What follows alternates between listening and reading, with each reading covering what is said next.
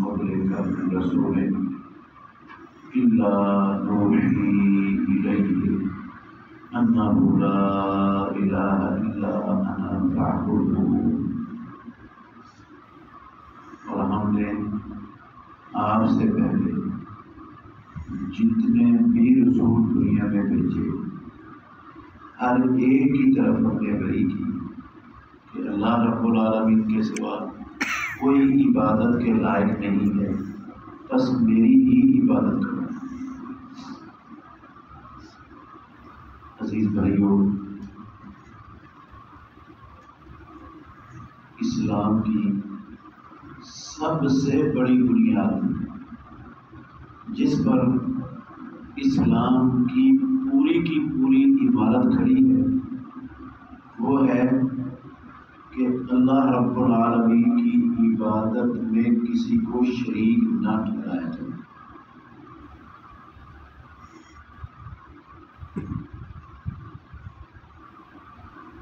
اللہ رب العالمین نے آدم علیہ السلام سے لے کر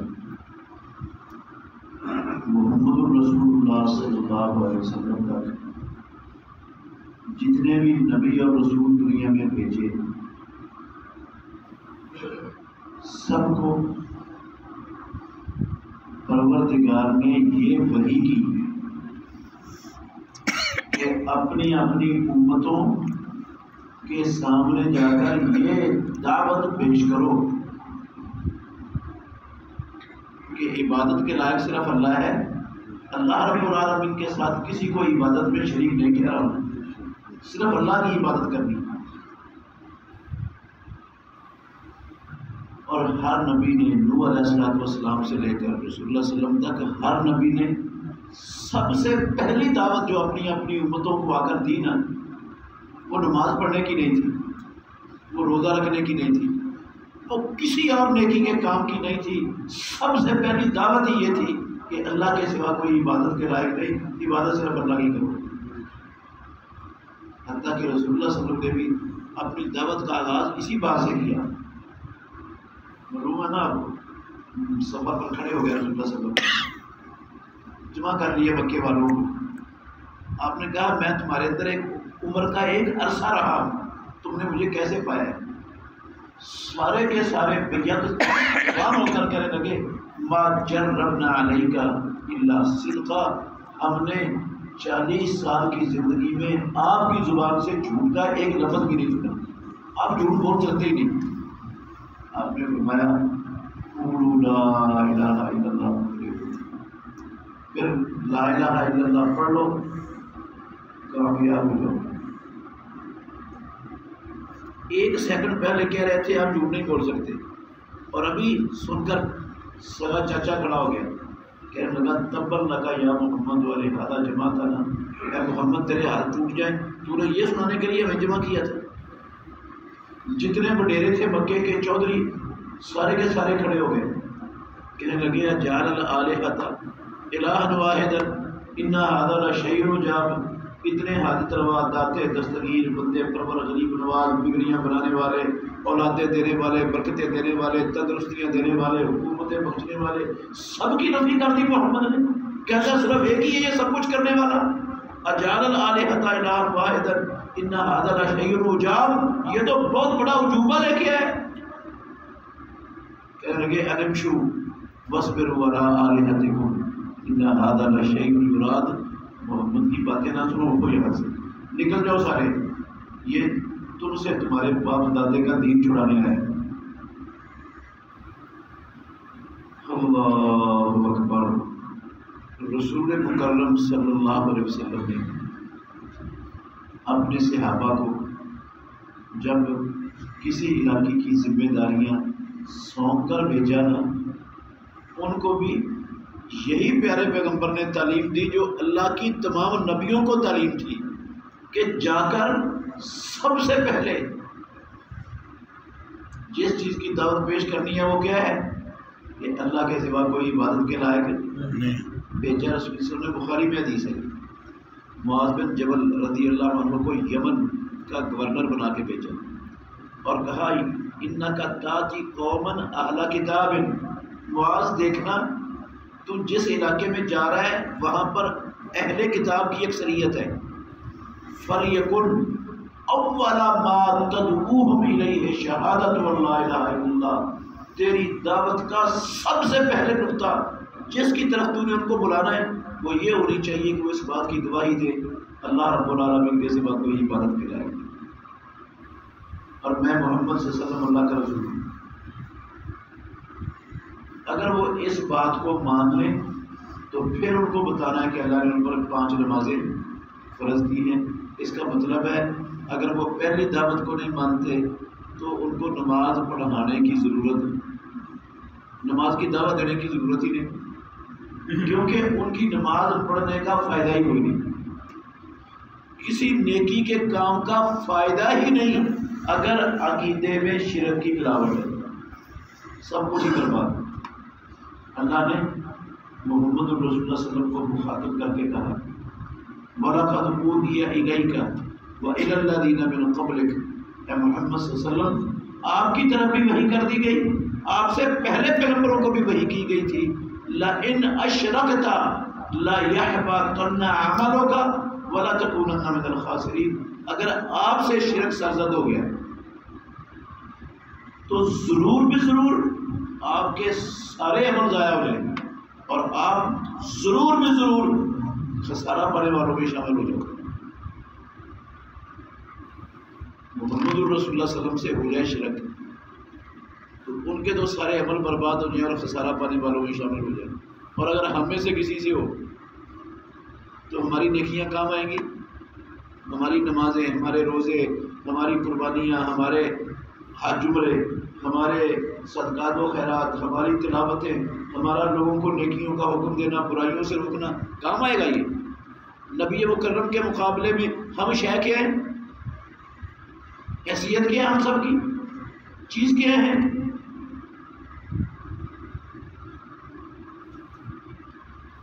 رسول مکرم صلی اللہ علیہ وسلم کو اللہ نے مخاطب کر کے کیوں کہا؟ اس لیے نہیں کہ پروردگار کو خطرہ تھا شرک کریں گے یا ہو جائے گا ان سے، اللہ کے نبی محفوظ ہوتے ہیں، اللہ کے نبی شرک کر نہیں سکتے، سوال پیدا نہیں ہوتا۔ پھر مخاطب کیوں کیا؟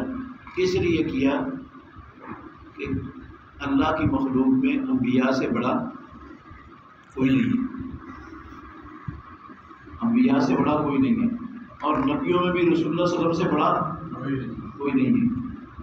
اس لیے مخاطب کیا تاکہ قیامت تک آنے والے لوگوں کو پتہ چل جائے کہ کوئی کتنا بڑا کیوں نہ بن جائے، جتنا بھی بڑا بن کر آ جائے، اگر اس نے اللہ کی عبادت میں کسی کو شریک کر لیا تو اس کے بڑے ہونے کی ایک ذرے کے کروڑویں حصے کے برابر کوئی حیثیت ہے ہی نہیں رب کے ساتھ۔ کوئی جتنا بھی بڑا بن جائے نبی سے بڑا تو نہیں نہ بن سکتا۔ تو جب نبی کے سارے اعمال برباد ہو جائیں گے، وہ گھاٹا پانے والا تو اور کون بچے گا پھر؟ میرے بھائیوں، ایک نقطہ صرف سمجھانا چاہتا ہوں، ہم مسلمانوں کی اکثریت، اگر میں کہوں 97% اللہ کی قسم غلط نہیں ہوگا، 97% لوگ ہمارے معاشرے میں پاکستان کی سرزمین پر نہیں جانتے کہ عبادت صرف اللہ کی کرنی ہے۔ اس کا مطلب کیا ہے؟ اس کا مطلب کیا ہے؟ 97% لوگ نہیں جانتے۔ آسان لفظوں میں سمجھا کے میری بات ختم۔ اللہ رب العالمین کی ذات، صفات، اختیارات اور حقوق، 4 چیزیں ہوں گی۔ ان میں چاروں میں سے کسی چیز میں جب ہم اللہ کی مخلوقات میں سے کسی کو شریک کر دیں گے تو عبادت صرف اللہ کی نہیں رہے گی، وہ بھی اللہ بن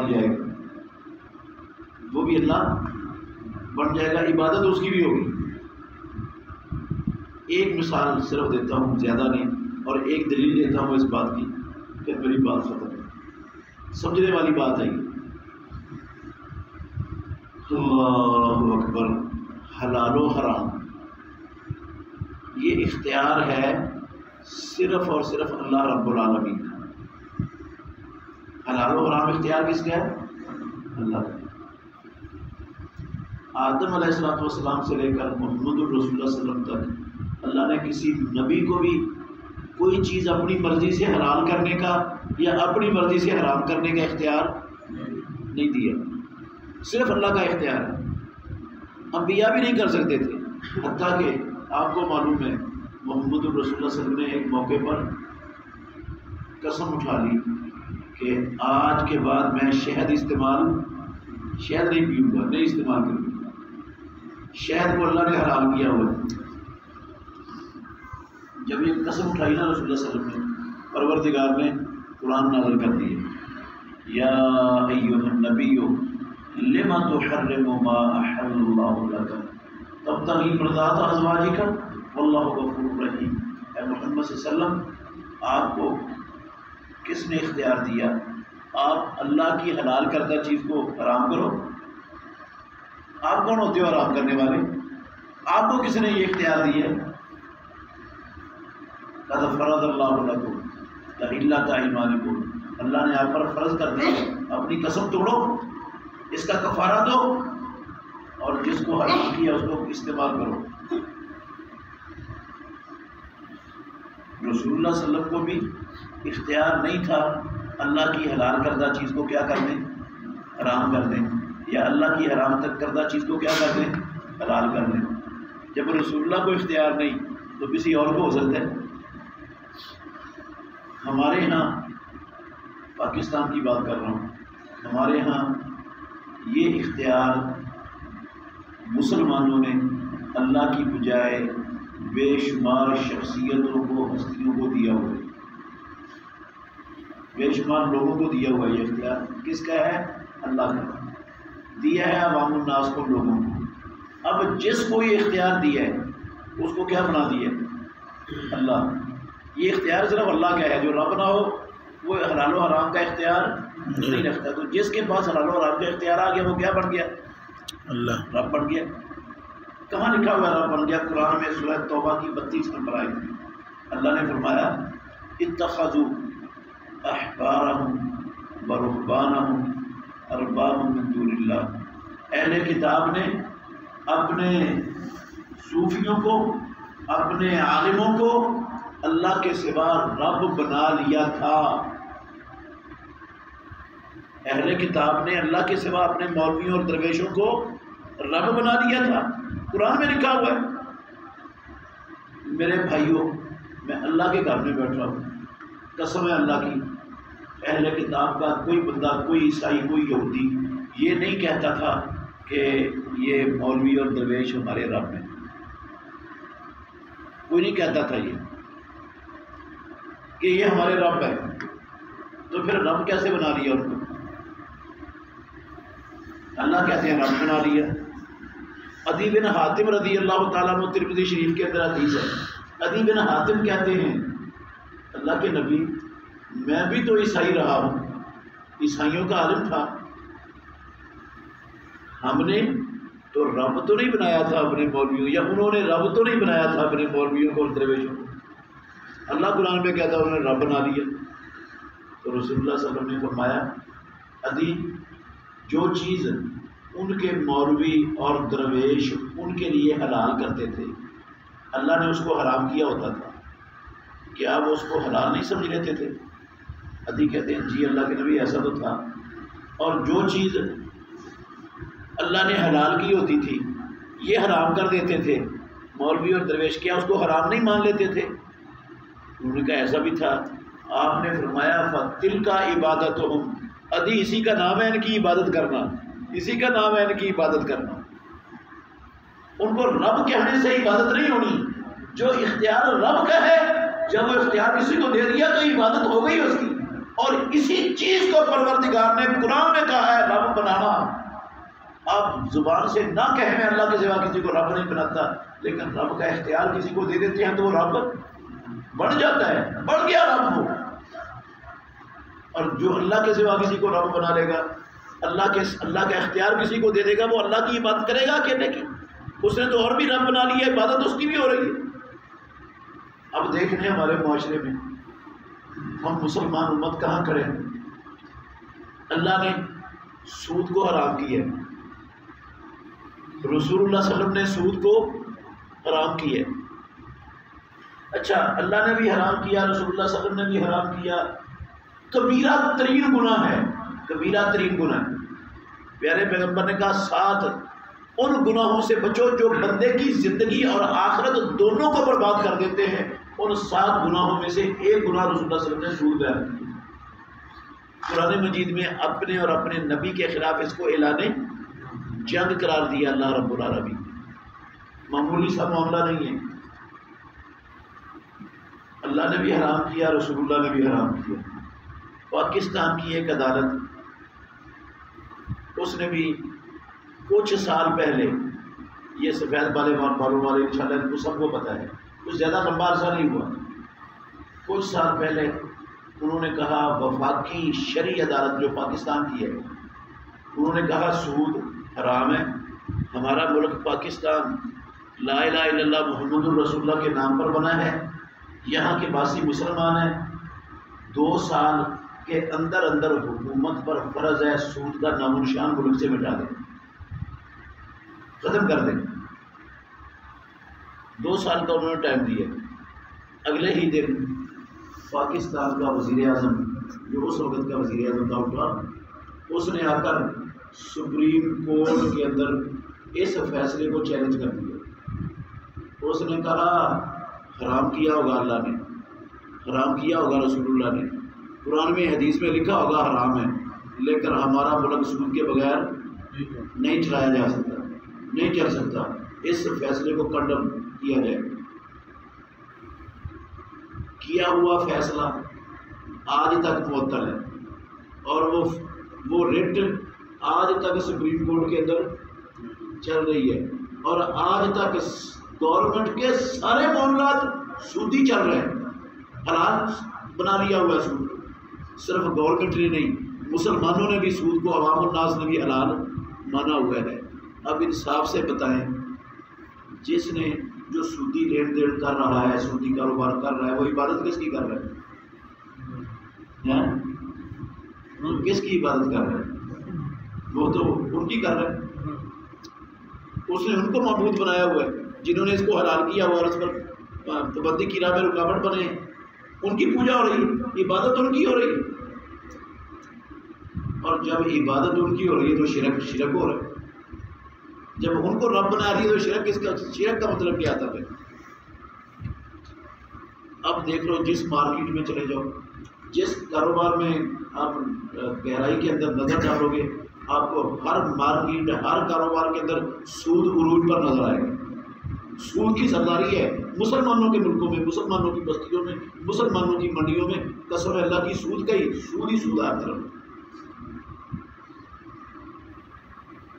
اور ہم مسلمان یہ سمجھتے ہیں بھئی مشرک تو صرف ہندو ہے دنیا میں، ہم کون سے مشرک ہیں؟ ہم تو لا الہ الا اللہ محمد الرسول اللہ پڑھتے ہیں، وہ ہندو نہیں پڑھتا ہے اس لیے وہ مشرک ہے۔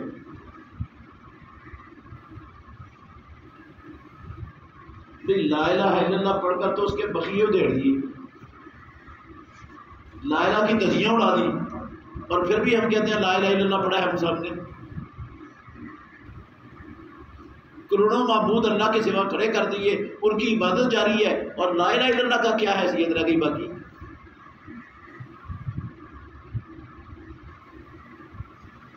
اللہ اکبر۔ سود کو بھی لوگوں نے کیا کر دیے؟ مولویوں نے حلال کر دیے۔ سود کو مولویوں نے کیا کر دیے؟ حلال کر دیے۔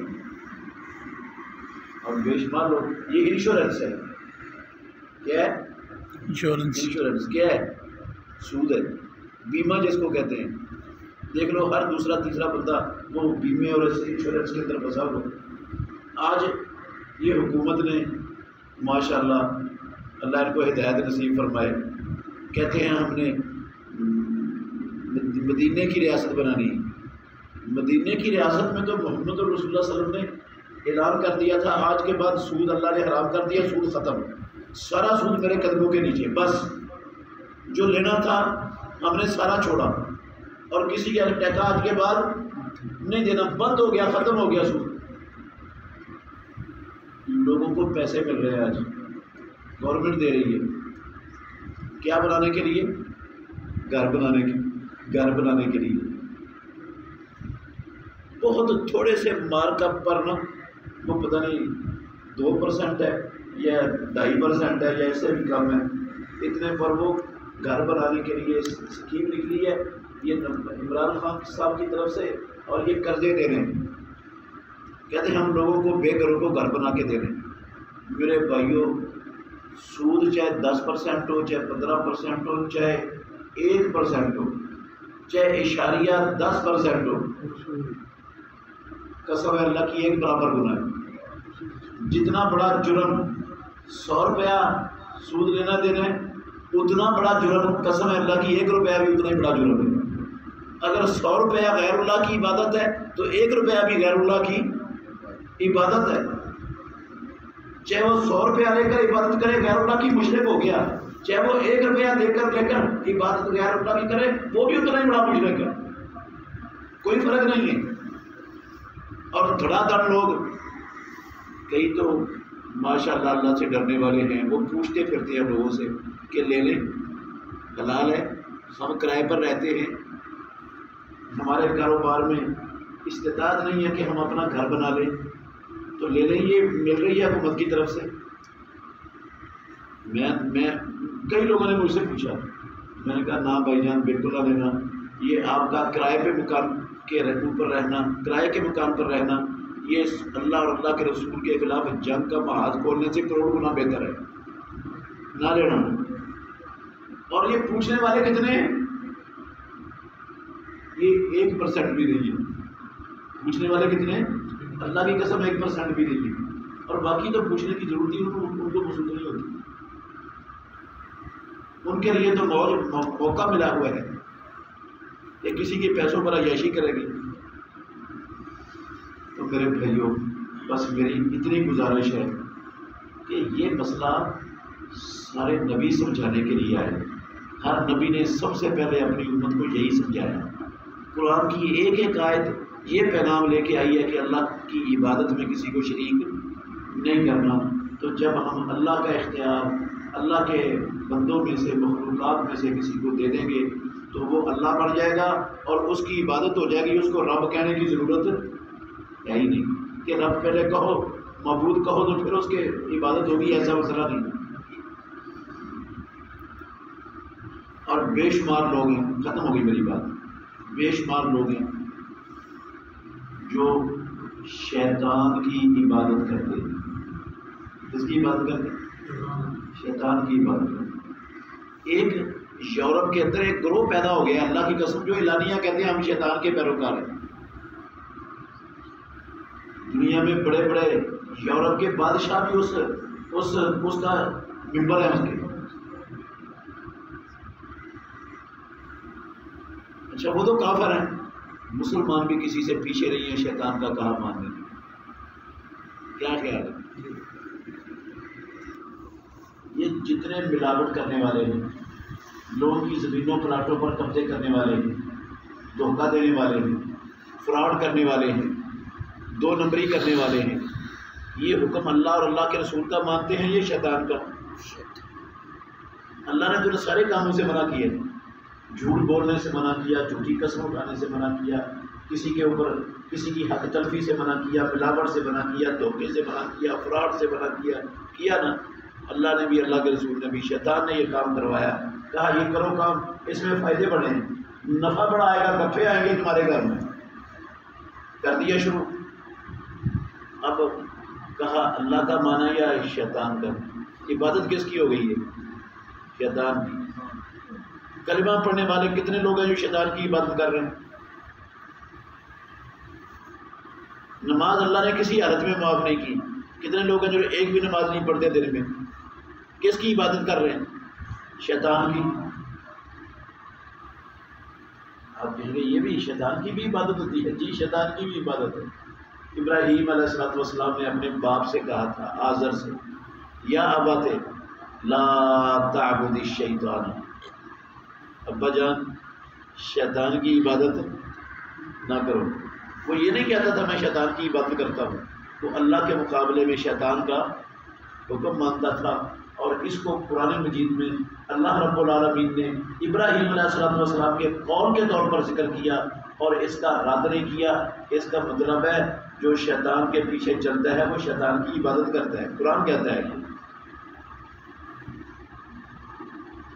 تو میرے بھائیوں، ہم نے اللہ نے ہمیں صرف اور صرف اپنی عبادت کے لیے پیدا کیا۔ ہم نے اللہ کی عبادت میں کسی بھی مخلوق کو شریک نہیں کرنا۔